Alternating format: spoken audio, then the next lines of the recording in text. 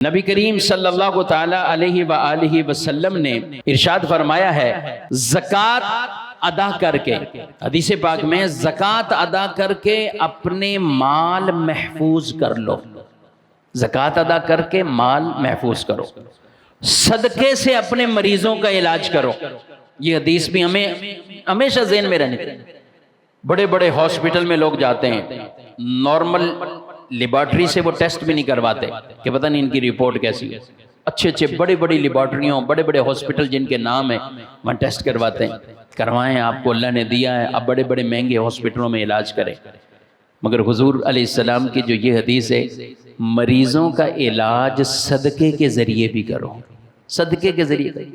میں کہتا ہوں جتنا بل ہاسپٹل میں بن رہا ہے اس کا کچھ نکال لیں، 10% ہی نکال لیں، 5% نکال لیں کہ اتنا بل تو ہاسپٹل والوں کو بھی دے رہا ہوں، اللہ کے نبی صلی اللہ علیہ وسلم کے فرمان پر بھی عمل کرتا ہوں اور مریضوں کا علاج صدقے سے بھی کرتا ہوں۔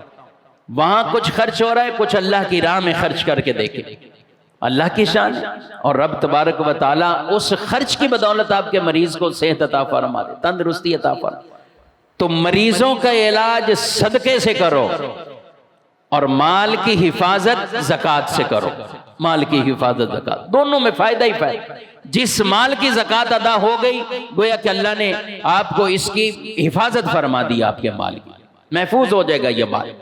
اور کبھی مال اگر کہیں ضائع ہو، ادھر ادھر پھنس جائے، مسائل ہو، ہم کسی کو نہیں کہیں گے، لیکن وہ تنہائی میں بیٹھ کے سوچے کچھ رہ تو نہیں گئی زکوٰۃ، کہیں زکوٰۃ کا کوئی پہلو رہ تو نہیں گیا۔